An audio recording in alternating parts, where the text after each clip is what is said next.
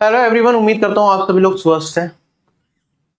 मतलब आप जब मैं ये वीडियो बना रहा हूँ ना, आप मेरी फ्रस्ट्रेशन का लेवल नहीं समझ रहे होंगे कि क्या होगा। मतलब एक सोचता है ना कि यार आप पढ़ाएंगे बच्चों को ढंग से, चीजें थोड़ी ठीक तरीके से चल रही है, तभी एक ऐसी चीज होती है ना कि दिमाग हिल जाता है पूरी तरीके से। ठीक है, कल ही क्लास की डेमो क्लास डाली थी कोर्स के लिए कि भाई अब 2026 की तैयारी करेंगे अच्छे तरीके से, है ना। 2025 का मेंस 18-19 तारीख में था, बच्चे अपना ढंग से तैयारी कर रहे थे, रिजल्ट आ चुका था।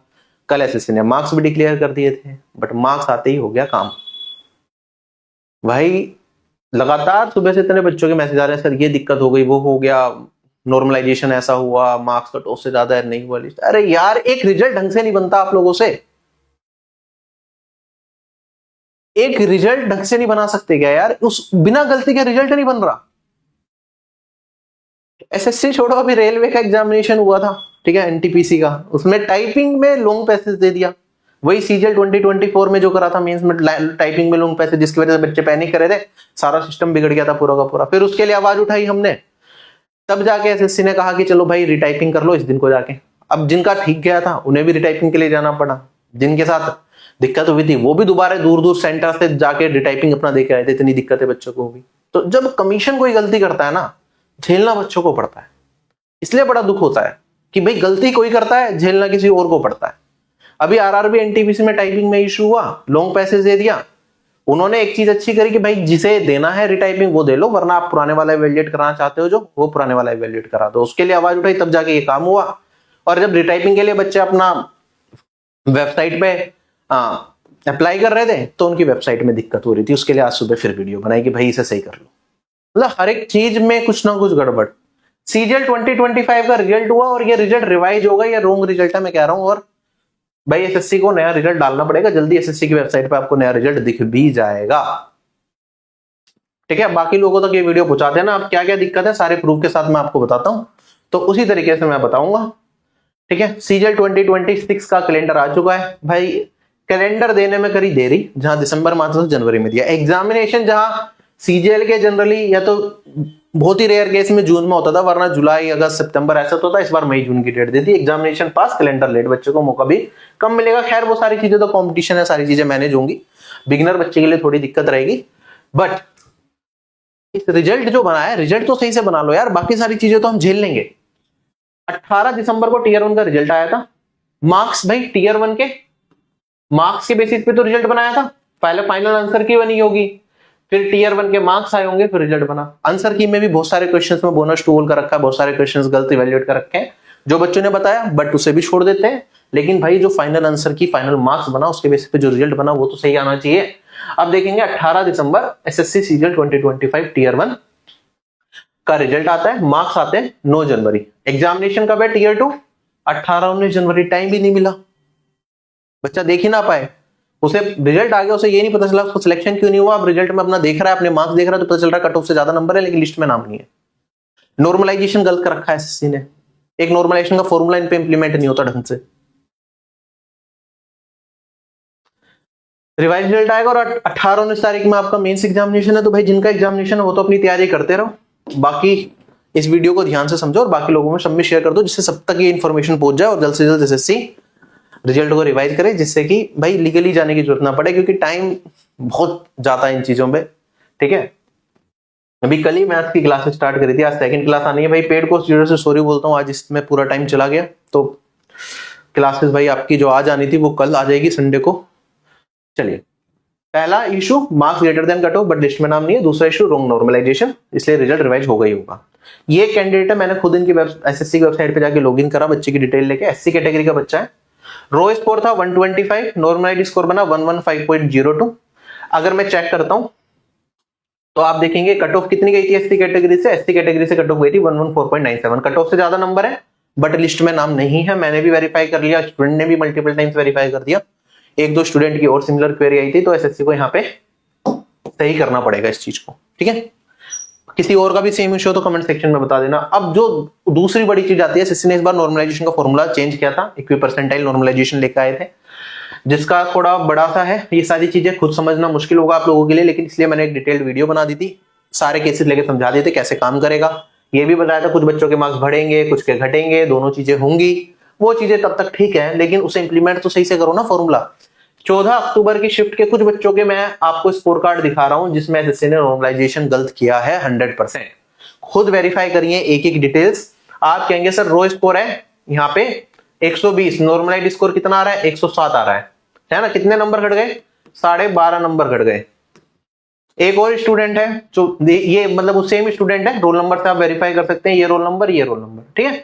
14 अक्टूबर का डेटा है, एडमिट कार्ड देखना है, एडमिट कार्ड से वेरीफाई कर लो, सेम स्टूडेंट है। 14 अक्टूबर शिफ्ट 2 का डेटा है।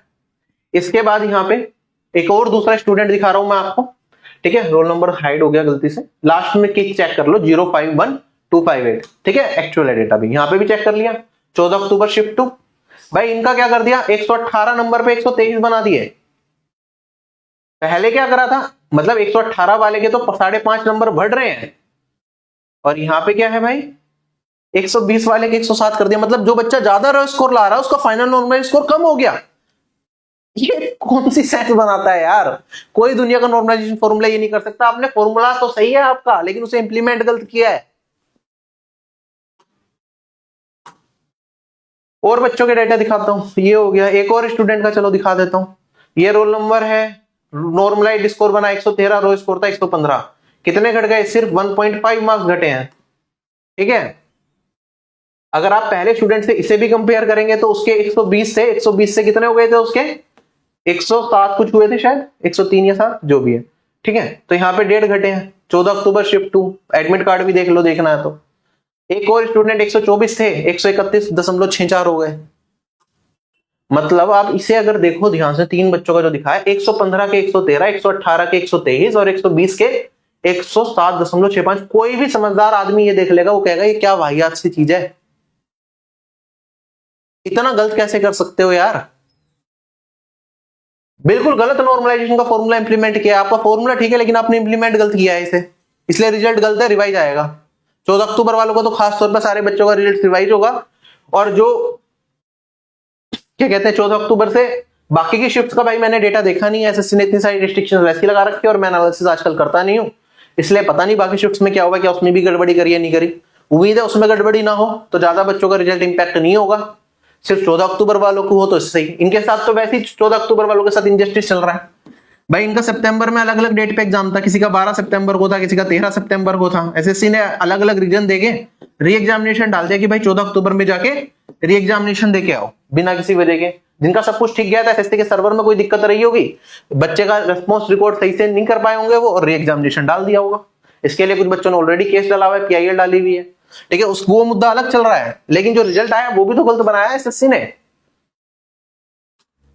अब क्या क्या इशू हो सकते हैं भाई, या तो एसएससी ने जो नॉर्मलाइजेशन करा है 14 अक्टूबर वाले में, वो गलती से उन्होंने क्या कर दिया भाई, क्योंकि ये सारे री एग्जाम वाले कैंडिडेट्स थे, और सारे तो बल्कि हाँ याद तो किसी का शिफ्ट कैंसिल हो गई थी, तो एसएससी ने क्या करा, जो पुरानी शिफ्ट थी, हो सकता है कि पुरानी शिफ्ट का के हिसाब से नॉर्मलाइजेशन कर दिया हो, जो कि बिल्कुल अनफेयर है। अब कोई बच्चा 14 अक्टूबर को पेपर देके आ रहा है, एक का 12 की सितंबर की शिफ्ट के हिसाब से नॉर्मलाइजेशन किया, एक का 13 के हिसाब से कर दिया, तो भाई वो तो पेपर का लेवल अलग है, तो आप उसके बेसिस पे कैसे कर सकते हो। अगर ऐसा किया है तो भी गलत है, रिवाइज रिजल्ट आएगा, वरना फॉर्मूला ही एसएससी ने गलत लगाया है। अब फॉर्मूला गलत लगाया है तो हो सकता है एसएससी ने भाई सारे, सिर्फ ये मैं 14 अक्टूबर का बता सकता हूँ क्योंकि उसका कुछ बच्चों के मैसेज आए थे वो देखा मैंने, बाकी का डेटा एनालाइज नहीं कर पाया क्योंकि मैंने कोई डेटा कलेक्ट नहीं किया है। अगर मैं बात करता हूँ यहाँ पे, तो हो सकता है फॉर्मूला बाकी शिफ्ट में भी गलत हो, I am not sure. Comment section में कमेंट करके बताना कि आपका स्कोर क्या रहा, रो स्कोर कितना था, नॉर्मलाइज्ड स्कोर कितना था, और शिफ्ट कौन सी थी। ये 3 चीज लिख देना कमेंट सेक्शन में, ठीक है। और उसके अलावा कोई और इशू, टेक्निकली एसएससी ने कुछ और कहीं गलती कर दी हो जिसकी वजह से हुआ, क्योंकि जो बच्चे का कट ऑफ से ज्यादा नंबर है उसका भी लिस्ट में नाम नहीं है, तो फिर वहां पे भी गड़बड़ है, ठीक है। तो ये सभी लोगों से आप लोगों को वीडियो शेयर करनी है, एसएससी को हेल्प डेस्क में मेल कर दीजिए, टोल फ्री नंबर पे एसएससी को बता दीजिए, ट्विटर पे एसएससी को टैग कर दीजिए, पीजी पोर्टल पे ग्रीवेंस डाल देना। ये सारा काम आप लोगों को करना है, ठीक है। पहले तो ये 3 स्टेप कर दो जिससे कि एसएससी जल्द से जल्द इस चीज का संज्ञान ले, और एक नोटिस डाल दे यार अपनी वेबसाइट पे कम से कम, कि भाई नोटिस डाल देते हैं कि हमसे गलती हो गई, माफ कर दो, और ये रिजल्ट में ये दिक्कत है, हम रिवाइज रिजल्ट निकाल देंगे, ठीक है। यार ये गलतियां हैं, हम ठीक करके अभी 2 दिन में 4 दिन में रिजल्ट दे देंगे। मेंस एग्जामिनेशन का भी बता दो साथ के साथ कि भाई डेट फिक्स है या चेंज करोगे, ठीक है। और जल्द से जल्द एसएससी को यहाँ पे रिजल्ट रिवाइज करना चाहिए, और ये इंश्योर करना चाहिए कि रिजल्ट रिवाइज हो तो सबके साथ जस्टिस हो, किसके साथ भी गलत ना हो। जिस बच्चे को मौका मिल गया मेंस लिखने का उसके साथ इनजस्टिस ना हो बिल्कुल भी अब, ठीक है। तो किसी ना किसी ऐसा एसएससी को रास्ता, अब मैं नहीं बता सकता सही रास्ता क्या होगा, एसएससी को ढूंढ रहा है कि उन्होंने गलती करी है तो इसका बेस्ट सोल्यूशन वो क्या निकालेंगे जिससे कि किसी के बच्चे के साथ इनजस्टिस ना हो, किसी को भी दुख का सामना ना करना पड़े, सबको प्रॉपर मौका मिले एग्जामिनेशन में अपना बेस्ट देने का, ठीक है। और अगर ये 1-2 दिन कल तक एसएससी इस पे कुछ स्टेप नहीं लेता तो हम मास लेवल पे फिर पीजी पोर्टल पे ग्रीवेंसेस भी डालेंगे कि भाई ये दिक्कतें हैं और उससे रिलेटेड फिर आगे जो भी चीजें करनी होंगी वो सारी चीजें की जाएंगी, ठीक है। तो ये सारी की सारी चीजें, बाकी अपनी तैयारी जिन लोगों का मेन से अपना देते रहिए भाई, लाइव मॉक 12 आप लोगों का एक्टिव है, आप जाके आरबी की वेबसाइट पे दे सकते हैं, तैयारी करिए अच्छे तरीके से। आप लोगों से अभी अलविदा लेता हूं, bye bye, take care and जय हिंद। आप एसएससी एग्जाम्स की तैयारी कर रहे हैं और कंफ्यूज्ड हैं कैसे प्रिपरेशन करें, देखो कोई भी कॉम्पिटिटिव एग्जाम अगर आपको निकालना है तो सबसे जरूरी है आपका उसमें हार्ड वर्क, उसके बाद right strategy and right guidance. मैं Shubham Jain, ex GST inspector, जिसने अपने 7 साल के टीचिंग करियर में लाखों बच्चों को ट्रेन किया और उनकी ड्रीम जॉब तक पहुंचने में मदद करी है। मैंने खुद एसएससी सीजीएल एग्जामिनेशन को फर्स्ट अटेम्प्ट में निकाला था, तो I know the best method जिससे कम से कम टाइम में अपन प्रिपरेशन तक कर सकते हैं। आप लोगों के लिए लेके आया हूं ऑफिसर बैच, एक ऐसा बैच जिसमें बेसिक्स टू हाई लेवल सारी चीजें आपको कराई जाएंगी। मैथ्स में उसमें मैं खुद पढ़ाता हूं, साथ ही साथ आपको उसमें एक दिया जाता है टारगेट ग्रुप, जिसमें आप डेली बेसिस पे आपको टारगेट दिए जाएंगे, आपको वो फॉलो करने हैं और आप लिमिटेड टाइम के अंदर अपने कोर्स को कवर कर सकते हैं। साथ ही साथ एक डाउट ग्रुप भी होगा जिसमें मैं खुद अवेलेबल रहूंगा।